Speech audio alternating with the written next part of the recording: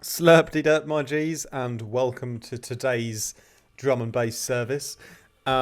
We are going to do a little breakdown of 5 vital presets for drum and bass today, which are available for all of my Patreon members, even on the €1 tier. As I said, I would do a monthly little mini vital preset pack for everyone who supports on there. But I'd like to give a massive shout out to some of the YouTube subscribers as well today, because you guys have just been absolutely on fire recently with the comments, and you guys are helping to make this channel into an epic one. So Bendy Gedig Music, thank you for your demo recently as well, shout out to you. Mike Briggs, as always. Paultus B, thanks for all your comments. Darotum, my G. D&B Learning, great to hear from you. Also DJ Physics, thanks for all your support on the channel. Daryl Conway, big ups to you as well, thanks for your compliment earlier. ATD Films 360, shout out to you. And also Arnold Dawson smashing the comments recently, big ups to you. And also Averell SB from India. Also guys, I'm not sure where any of you are, but if you want to get involved a little bit more, why don't you guys leave a comment down below telling us all where in the world you are, because I'd love to know where you're located. Are you in the UK? Whereabouts in the UK? Or some other country in the world? In India? Whereabouts? Leave us. Let us know your city as well as your country. That'd be really, really nice to know. Anyway, let's have a quick little passage, and then we'll get into Vital. I've chosen something from Psalms that I wanted to share today, which is yes, okay. O Jehovah, God of the heavenly armies, hear my prayer. Listen, God of Israel. O God, our defender and our shield, have mercy on the one you have anointed as your king. A single day spent in your temple is better than 1,000 anywhere else. I would rather be a doorman of the temple of my God than live in palaces of wickedness. For Jehovah God is our light and our protector. He gives us grace and glory. No good thing will he withhold from those who walk along his paths. O Lord of the armies of heaven, blessed are those who trust in you. So, with that out of the way, let's move on to the music part of the video. So I've made 5 vital sounds. I'm going to try and break them down, break all of them down. And I'll try to just be short with the breakdowns and focus on the important bits, not tell you about every little detail, because otherwise we'd be here for an hour. But anyway, here is the first patch, which is called the Bountiful Boat Horn, and it sounds like this.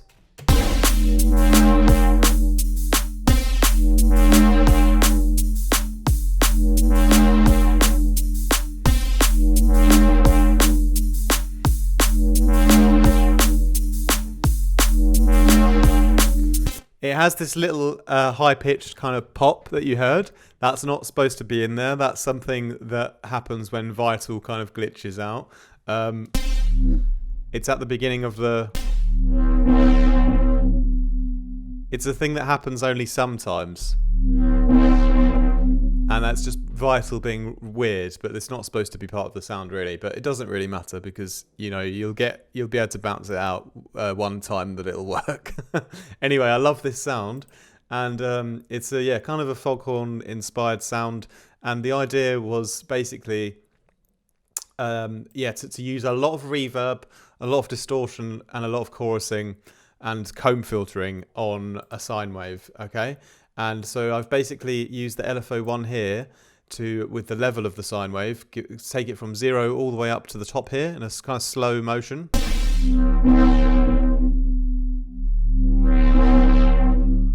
Okay, and so it's just the level of the sine wave.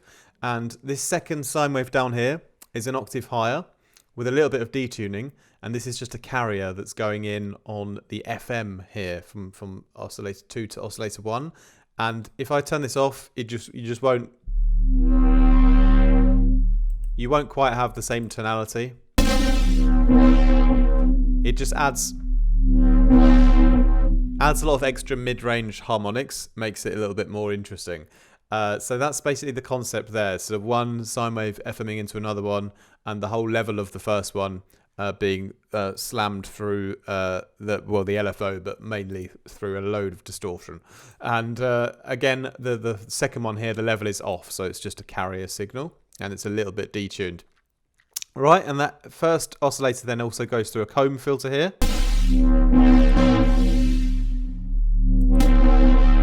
Just gives a little bit of an extra nice tonality to the sound. And what we've also done on this one is we've actually put the reverb first, so we're distorting the reverb, and we're distorting a lot of reverb, and that's a great way to get like that kind of over the top Foghorn sound, is to just put your reverb before your distortion. So that's the main thing really. We got a bit of chorusing, a bit of comb filtering, and yeah, a little bit of movement also on the multiband compressor as a colouring kind of tool. What I've actually done here is I've done things the other way around. So actually, when you get towards the bottom of the sound, where the sine wave is kind of at a low volume, at that part of the bottom, I turned up the brightness on the multiband colouring compressor here. So yeah, where it would otherwise be a little bit too quiet or a bit boring at the bottom of the shape, that's when I'm really turning up this plug-in here, you know, to make it a bit more balanced across the whole sound.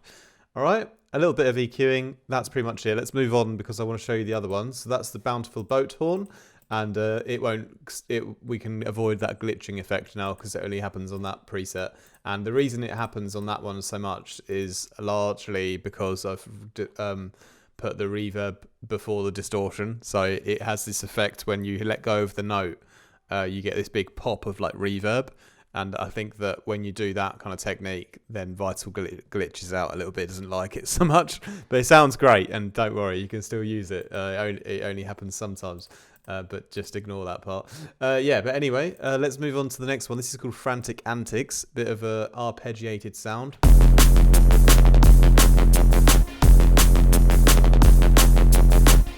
Yeah, I've got this is almost a similar kind of thing with the reverb pop again, because on this one again I put the reverb before the distortion, just because it makes the sound a bit more mental. And then you have this when you let go, dum dum, you get a nice little kind of like almost like a lead splash of reverb that comes out. I just thought it sounded quite cool. I thought it sounded really nice, so I left it in. But yeah, this one basically is, again, it's just an arpeggiator without any, I don't think I've put on any like pitch movement to it, so it's all just in one note. So it's all just sort of going at the same note. I think it's D or F or something. I believe I've done these ones in F. Yeah, so it's just F on repeat, which is fine because you can just use the keyboard to play some different notes if you want, you know. And obviously, if it's not, you know, so easily playable as and the same with any preset, you know, just bring your voices down to 1 and turn the glide and legato on, and then you can glide up and down.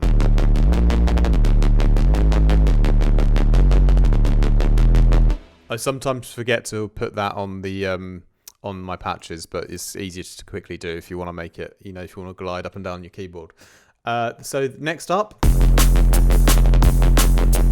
yeah, just to sort of talk over the patch a little bit, it's basically 2 saw waves run through a low pass filter and then a fat sine wave underneath it. And the saw down LFO controls basically the level of actually one of the saw waves. This is like a higher pitched kind of part to the sound here, and you don't hear it so much in the context, but it just helps to give a bit of extra brightness. But the main movement you see is kind of coming from the low pass filter here.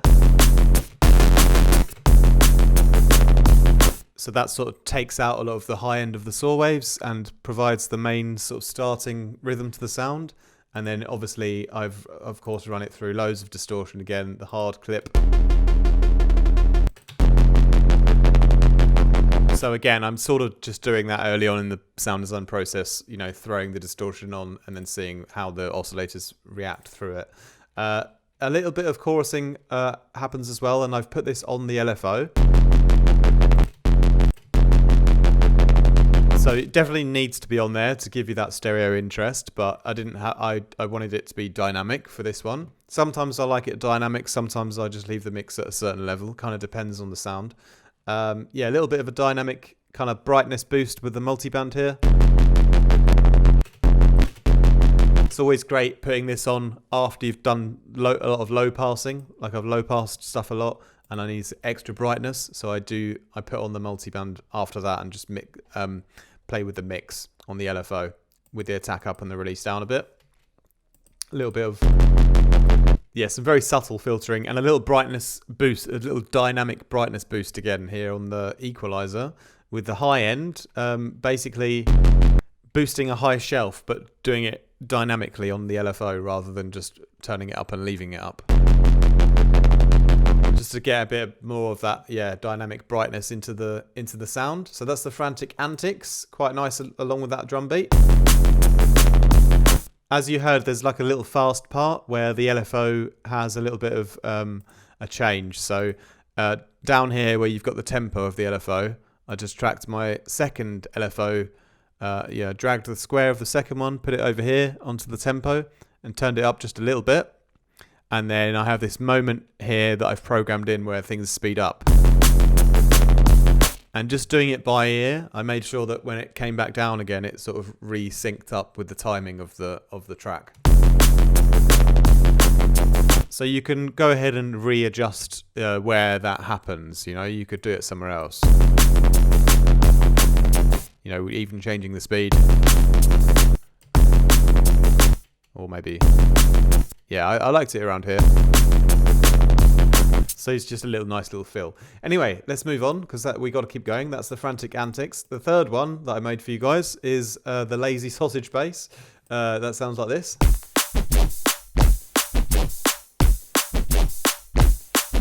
A little bit of a simpler one, a little bit drier, but still nice, interesting filter shape that I seem to have drawn in here. And yeah, this one is quite simple. It's just only a sine wave with a bit of white noise running into it, a little bit of phaser filtering, then running through a low pass, and most importantly, it's just the kind of shape that I've drawn here that gives it the interest. But yeah, it's a bit of a lazy sausage, I won't lie. It's got some delay, just a tiny bit of delay, a lot of distortion, a bit more filtering, a bit more chorusing. Bit of reverb, and yeah, boosting the highs quite a lot because it kind of needed that. It's like a sort of I wouldn't say it would be like the lead element of your track, but it could be a bass line that you use as like a part B bass line, like a more secondary bass sound. But yeah, it does serve a purpose, I think. Sounds quite good in the beat. But yeah, let's move on to another one I've made for you guys, which is the Spaceship of Pleasure. This one's quite nice.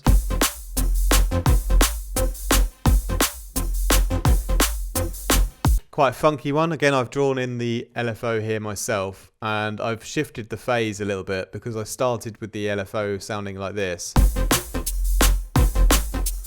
But by changing the start position, I was happier with that. I thought it's a little bit funkier. This one has a bit of an actual melody kind of going on in the ARP as well. So I've set up a grid here, and I've tracked this LFO to the pitch of the oscillators. So we have like a square wave and a sine wave. And I've got this third one down here, which I haven't tracked to the pitch because this is kind of like another... just a bit of a brightness boost oscillator, you know, and I wanted to have one of the oscillators not having a pitch movement on, so it kind of harmonized with everything. But yeah, the main first two oscillators, I've just, you know, if you don't know how to do it, you can create a grid 16 and then 12, and then you've basically the 12 is for your notes, so you can do like a whole octave, and then if you put the LFO over to the pitch and then right click and then enter value and hit 12, then you've got a whole octave, and it's going to sync up with your grid. And then if you just select the kind of marker, the sort of paintbrush here, and select the step mode, then you can kind of draw in your little steps, and they'll always be on an exact semitone, you know? So that's how I've done that to create the ARP, and that's how I've done it on other previous presets as well. So the first LFO, that's just on the level of the oscillators, so nothing spectacular, just some square waves and sine waves, like I mentioned, a little bit of frequency modulation, a little bit of unison, and filtering as well. So as well as modulating the volumes of the oscillators, I'm also modulating then the cutoff on the low pass filter, and also a secondary one here. The filter 1 runs into filter 2, and this one is just shaping the mid range a little bit, you know. But so the first LFO controls the volumes of the oscillators and the cutoff position of the filter to actually do the rhythm, you know, doing the rhythm, sir. And by the way, Roxanne, if you're watching, you haven't got to turn on the red light. So the second LFO is just responsible not for any of the rhythmical part, but just for the changes in pitch, you know.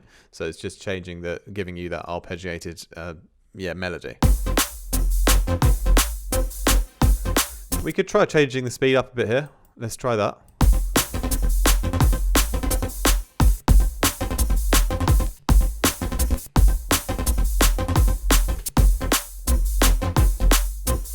So you can always feel free to, you know, mess around with the speeds yourself of the LFOs, of course. And processing wise, again, I went a bit crazy to put the reverb again before the distortion, just for fun. Done a little bit of my typical brightness boosting with the compressor and putting that on the LFO. A little bit of flanging as well was applied. This is adding quite a lot of tonality to the sound, because I've mixed it from 0 to 100 on the LFO as well, and with that off. Yeah, this is really giving it that more high-end resonant kind of sound, and giving it a bit more of a tone, a clear distinguishable tone as well. I've mixed the chorus in as well, but backwards this time. You never really know which way round's going to sound good. I felt it sounded a bit tighter when I had the chorus up high to begin with and mixed it to the left. But yeah, when you're like mixing the effects onto your LFO, pardon me, you never like, well, sometimes you'll know intuitively which way to mix it, but it's often always worth testing, modulating a parameter one way or the other way, and just seeing how that affects the sound. Because sometimes I'm not even sure until I've tried both ways, and then I usually just go with the idea that seems like it's creating a more cohesive, powerful dynamic to the sound. So sometimes the dynamic will kind of be made weaker when I've gone one way, and sometimes it'll feel like the sound becomes more like cohesive when I'm going the correct way. So that's how I do that. I like to put little delay tails on things as well, like a really small amount of mix, just to give it like a little, almost like a tiny bit of reverb and a tiny bit of delay. Makes it sound like it finishes a bit more professionally. But anyway, that's the Spaceship of Pleasure. And then I've done a last one, like a utility sound for you guys. This is a lovely bit of white noise.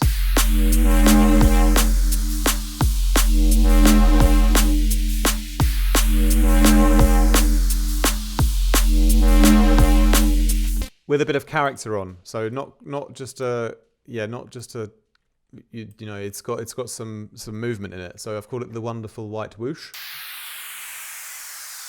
And really what I've done is I've kind of left the level of the white noise up the whole time, and all the modulation is pretty much going into the filter movement. So we've got a nice slow saw down, and it's just bringing a filter from high to low. Firstly a negative phaser filter, and that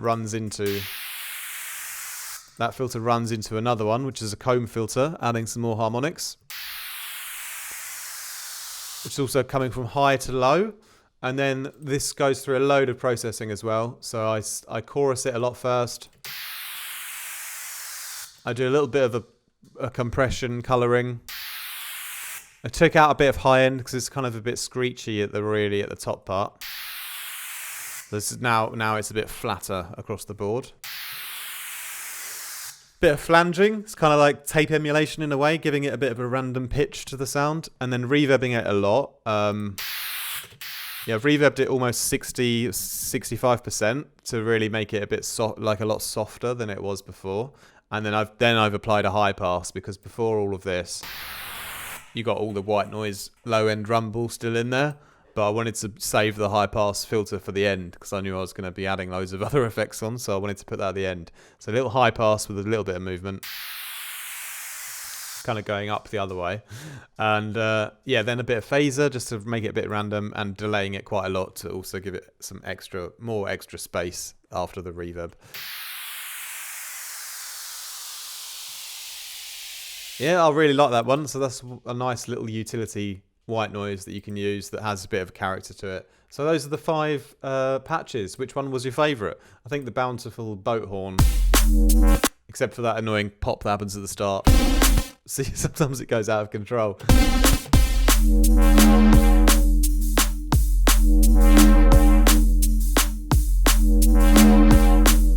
I think when it's working properly, that's my favourite one. That's a nice ARP. It's a little similar to ones I've made in the past, but I still quite like that one.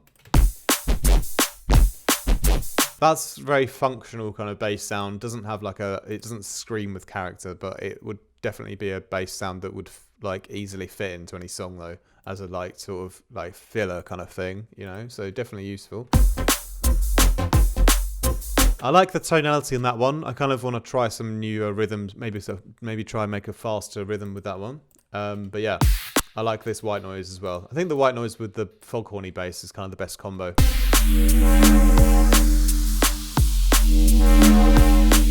Anyway, yeah, I just wanted to keep my promise to upload my monthly little Vital mini preset pack on Patreon anyway. So thank you a lot to everyone who's on there, and feel free to use them in your own tracks. And that's enough from me today. I know I've been rambling a lot today. I'm very sorry to have kept you for so long with today's video, but I hope that you have a wonderful rest of your week. More from me very soon. Take care. Much love.